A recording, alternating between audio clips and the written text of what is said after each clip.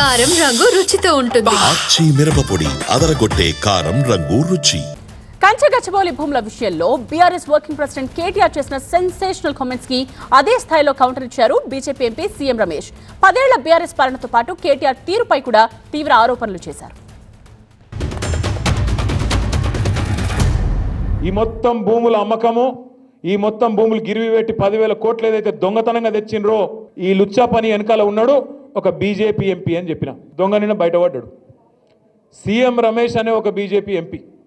ఆయనకు నిన్న ఈ ముఖ్యమంత్రి రేవంత్ రెడ్డి గారు ఆ లుచ్చా పనిలో కంచగచ్చిబౌలి భూములను తాకట్టు పెట్టే లుచ్చా పనిలో సహకరించినందుకు ఆయనకు నిన్న 1665 కోట్ల కాంట్రాక్టు ఫ్యూచర్ సిటీ అట. ఆ ఫ్యూచర్ సిటీకి రోడ్ వేస్తున్నట. ఆ రోడ్డు 1665 కోట్ల రూపాయలతో వేస్తున్నట. దానికోసం బీజేపీ ఎంపీకి కాంగ్రెస్ ముఖ్యమంత్రి గారు మరి అవార్డు చేసిండ్రు, ఆయనకి ఇచ్చిండు కాంట్రాక్ట్. నేను అడుగుతున్నా, ఇది అక్రమ సంబంధం కాదా? కాంగ్రెస్ ప్రభుత్వంలో రాహుల్ గాంధీ గారు కళ్ళు మూసుకున్నావా పండుకున్నావా?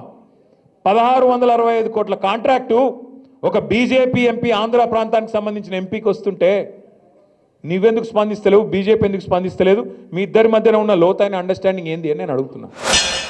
దానికి నాకు ఎలాంటి సంబంధం ఉంది? ఎలాంటి సంబంధం ఉంది అంటే ఇతను ఏదో ఒక బురద చల్లాలని.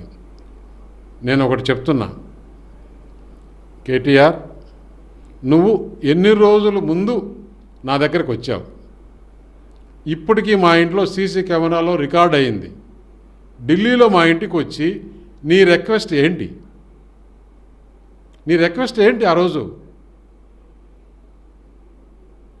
కవిత కేసు గురించి లేదు, మా పైన ఎలాంటి ఎంక్వైరీలు చేయకూడదు, మా బీఆర్ఎస్ పార్టీని బీజేపీ పార్టీలో మెర్జ్ చేస్తామని చెప్తే అధిష్టానంతో మీరు మాట్లాడండి, హెచ్ఎం గారితో మాట్లాడండి అని నువ్వు మా ఇంటికి వచ్చిన మాట వాస్తవమా కాదా? నువ్వు మా ఇంటికి, నేను ఎప్పుడు నిన్ను కలవాలా, నువ్వు మా ఇంటికి వచ్చావు. ఢిల్లీలో నెంబర్ 7 టాలకటారా రోడ్లో మా ఇంటికి వచ్చిన మాట వాస్తవమా కాదా? దేని గురించి వచ్చావు?